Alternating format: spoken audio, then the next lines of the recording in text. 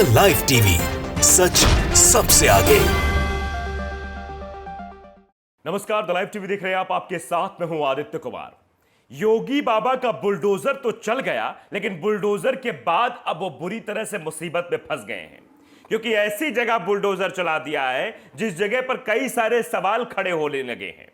दरअसल जिस घर पर बुलडोजर चलाया उसको बताया गया कि वो अवैध है, लेकिन अब ये कहा जा रहा है वो बिल्डिंग अवैध नहीं है, और जिसके नाम पर नोटिस सर्व किया गया वो मकान तो उसके नाम पर ही नहीं है, और वहां पर बाकायदे सारी सुविधाएं दी जा रही थी, बिजली, पानी, बिल, हाउस टैक्स सब भरा जा रहा था। तो फिर वो अवैध कैसे हुआ, इस बात पर भी सवाल खड़े होने लगे हैं। तो योगी आदित्यनाथ की सरकार अब घिर गई है। जो बुलडोजर के नाम पर दहशत फैलाई जा रही है, जो बुलडोजर कानून और संविधान और लोकतंत्र सबसे ऊपर अपने आप को समझने लगा है, उस बुलडोजर पर भी सवाल खड़े हो रहे हैं, और सवाल योगी सरकार पर भी खड़े हो रहे हैं कि आखिर इतनी जल्दी कार्रवाई क्यों, कैसे हो गई। और जब घर जावेद के नाम नहीं था, उनकी पत्नी के नाम था, तो फिर उस घर पर कार्रवाई क्यों की गई, जबकि नोटिस जो भेजा गया वो जावेद के नाम पर भेजा गया।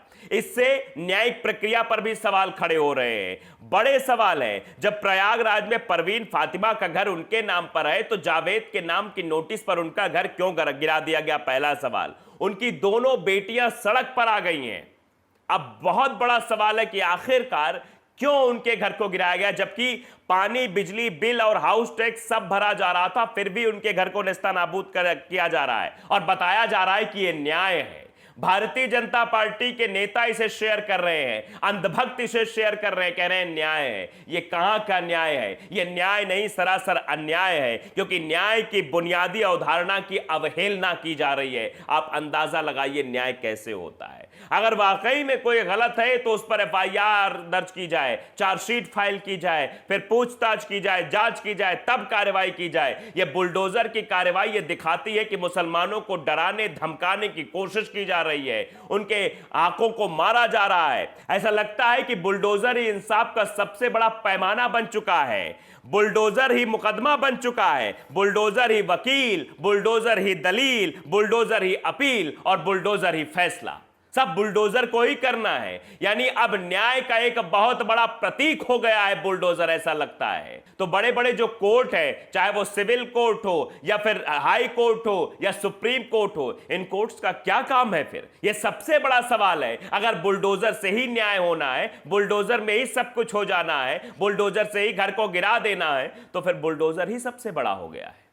बहुत बड़े सवाल हैं जिनके जवाब योगी आदित्यनाथ के पास नहीं है। अब योगी आदित्यनाथ बुरी तरह फंस गए हैं। दरअसल कार्रवाई तो कर दी, आफरीन के घर को भी पूरी तरीके से नस्तानाबूद कर दिया, गिरा दिया। उसके बाद अब बवाल होना शुरू हो गया है। दिल्ली के जंतर मंतर पर भी आपने देखा कि हिंसा करने वालों को कौन अपना सजा देगा, चाहे वो किसी भी धर्म से ताल्लुकात रखते हो, पर उनके परिवार को सड़क पर ले आना, उनके घर तोड़ने या फिर यह कहना इंसाफ और कहां है? ये कौन सा इंसाफ है? अब लोग सवाल पूछ रहे हैं कि उनके परिजनों के खिलाफ कार्रवाई की गई। देखिए, हिंसा के आरोपियों के खिलाफ यूपी सरकार की कार्रवाई का विरोध शुरू हो गया है।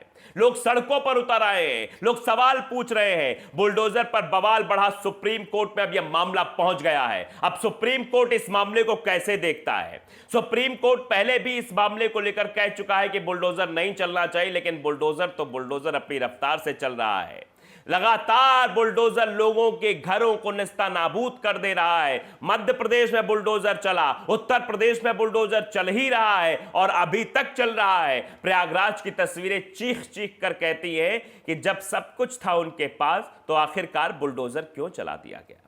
8 फरवरी को प्रयागराज जल विभाग की ओर से जारी रसीद से पता चलता है कि परवीन फातिमा ने 4,578 रुपए के बिजली के बिल का भुगतान किया है।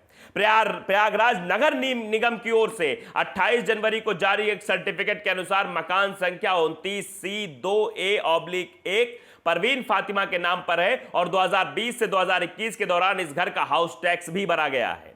इसके बावजूद रविवार को प्रयागराज प्रशासन ने केवल 1 दिन का नोटिस देकर इस घर को ढहा दिया है। मतलब सपनों के आशियाने को ढहा दिया। रविवार को प्रयागराज प्रशासन ने केवल 1 दिन का नोटिस दिया था, और पीडीए का दावा यानी प्रयागराज विकास प्राधिकरण विकास प्राधिकरण ना कहिए, इसे विनाश प्राधिकरण कहिए, कि इस घर को उत्तर प्रदेश शहरी योजना और विकास कानून 1973 के नियमों के उल्लंघन कर बनाया गया था। तो साहब, इतने दिनों से बिजली का बिल आ रहा था, सब कुछ हो रहा था, अचानक से नियमों के विरुद्ध कैसे हो गया? अचानक से नियमों का उल्लंघन कैसे हो गया? प्रयागराज प्राधिकरण की ओर से जो नोटिस जारी किया गया था, उसमें परवीन फातिमा का नाम नहीं बल्कि उनके पति का नाम था, मोहम्मद जावेद। सवाल यही खड़ा हो जाता है कि आप कह रहे हैं कि अवैध मकान है, आप नोटिस भेज रहे हैं उनके पति के नाम से, मोहम्मद जावेद के नाम से, और घर नाम है परवीन फातिमा के। सबसे बड़ा सवाल तो यही खड़ा हो जाता है। इस सवाल का जवाब दे पाएगा क्या प्रयागराज विकास प्राधिकरण, या फिर विनाश प्राधिकरण कह ले? विनाश के नाम पर बुलडोजर को लाकर विनाश तो कर दिया उस घर का, लेकिन इस बात का जवाब कैसे देंगे जब नोटिस जावेद के नाम पर था तो आखिरकार कार्रवाई परवीन फातिमा के मकान पर क्यों हो गई? जबकि परवीन फातिमा की बेटियों का यह कहना है कि यह मकान हमारे पिताजी का नहीं, हमारे नाना जी का था, नाना जी ने मम्मी के नाम पर यह मकान कर दिया था, यह मकान हमारी माता जी का था, तो आखिरकार इस मकान को क्यों गिरा दिया गया? अब योगी सरकार फंस गई है, सुप्रीम कोर्ट के मसला पहुंचेगा, प्रयागराज विकास प्राधिकरण भी नपेगा, और साथ ही साथ योगी सरकार पर भी सवाल खड़े हो जाएंगे कि आखिरकार क्यों उस घर को नेस्तनाबूद कर दिया गया? भाई, क्या दिक्कत थी, क्या गलती थी? उस मां की क्या गलती थी जिसकी आज दोनों बेटियां सड़कों पर आ गई हैं? रात में पुलिस गई, उनको उठा लाया और नोटिस चिपकाया जावेद के नाम पर, घर गिरा दिया और कह रहे ये घर गलत नियमों के अंतर्गत बना है। वैसे भारतीय जनता पार्टी की सरकार जहां जहां रहती है, वहां नेता से लेकर मंत्री तक ये कह देंगे कि हम कार्रवाई कर रहे हैं, लेकिन जब बाद में सवाल पूछा जाएगा कहेंगे अवैध निर्माण पर कार्रवाई कर रहे थे। और बाकायदे आप याद करिए मध्य प्रदेश के घटनाक्रम को। मध्य प्रदेश के खरगोन में जब हुआ था, ये हिंसाजनक चीजें देखने को मिली थी, तो क्या कहा जा रहा था? जब घर गिराया जा रहा तो गृह मंत्री कह रहे थे जहां से पत्थर आए उन घर को पत्थरों में तब्दील कर देंगे, पत्थरों के ढेर में तब्दील कर देंगे। और उसके बाद कहा गया अवैध निर्माण। तो यह अवैध निर्माण का हथियार इस्तेमाल करके जो लोगों के घरों को नेस्तनाबूद किया जा रहा है, इस पर सवाल खड़े होने लगे हैं। लोग सवाल खड़े कर रहे हैं, बुलडोजर पर बवाल बढ़ चुका है, सुप्रीम कोर्ट मसला पहुंच गया है। इसके विरोध में छात्र संगठनों ने नई दिल्ली के जंतर मंतर पर विरोध प्रदर्शन किया। छात्र संगठनों ने प्रदर्शन किया और बुलडोजर के खिलाफ जमीयत उलेमा की सुप्रीम कोर्ट में याचिका भी दायर कर दी गई है। तो अब आप अंदाजा लगा सकते हैं कि चौतरफा योगी सरकार घिरती हुई नजर आ रही है।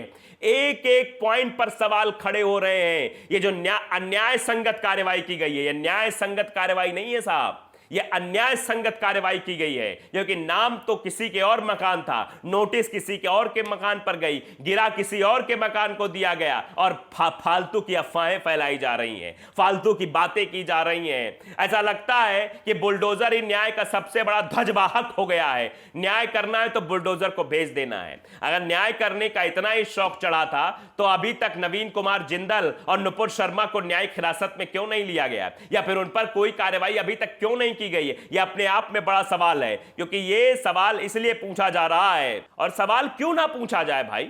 अब बताइए कि रातों रात नोटिस दी जाती है, अब बताइए रात में नोटिस आई है, 4 घंटे में कौन मकान खाली कर लेगा भाई? मकान बड़ा है और नोटिस भी उसके नाम पर दी गई जिसके नाम मकान ही नहीं था। तो ये सवाल तो खड़े हो रहे हैं। लोग पूछ रहे हैं भैया मकान जिसके नाम था कम से कम उसको नोटिस भेजते, उसके घर पे नोटिस भेज जाती, लेकिन नहीं। जावेद और फातिमा की छोटी बेटी सुमैया है। सुमैया फातिमा कहती है कि पीडीए यानी कि प्रयागराज विकास प्राधिकरण मैंने मेरे पिता को नोटिस जारी किया और मेरी मां का घर ढहा दिया। वो घर मेरी मां परवीन फातिमा के पिता कलीमुद्दीन सिद्दीकी का था। उन्होंने ये घर 20 साल पहले मेरी मां को तोहफे में दिया था। शुरुआत में हमने ग्राउंड फ्लोर का निर्माण कराया और बाद में 2 मंजिल और मंजिल तैयार करवाई थी। 19 साल की वो सुमैया कहती है कि उस समय से लेकर अब तक किसी भी सरकारी एजेंसी ने हमें नहीं कहा कि अवैध रूप से बना हुआ है। हाउस टैक्स, पानी का बिल और बिजली कनेक्शन सब मेरी मां के नाम पर है। सारे टैक्स भरे जाते हैं। रविवार से पहले किसी भी अधिकारी ने हमें नहीं बताया था कि हमारा घर गैर कानूनी तरीके से बना है। घर के दरवाजे पर चस्पा किए गए नोटिस में लिखा है कि निचले और पहली मंजिल पर 25 बाई 60 फीट का निर्माण बिना मंजूरी के किया गया है। और सवाल यह भी पूछा जा रहा था उस वक्त, अगर यह बिना मंजूरी के किया गया है तो फिर उस पर कार्रवाई क्यों नहीं की गई, या फिर उतने हिस्से क्यों नहीं गिराया गया, पूरे हिस्से को क्यों ढा दिया गया? यह भी सवाल बना हुआ है। अब योगी सरकार फंसने वाली है, क्योंकि सुप्रीम कोर्ट में मसला चलेगा तो ना प्रयागराज विकास प्राधिकरण के पास जवाब देने को कुछ है, ना ही योगी सरकार के पास जवाब देने को कुछ बचा है। तो द लाइव टीवी अगर आपने सब्सक्राइब नहीं किया, सब्सक्राइब जरूर करिए, बेल आइकन दबाइए ताकि सच खबर आप तक पहुंचती रहे। नमस्कार। द लाइव टीवी, सच सबसे आगे।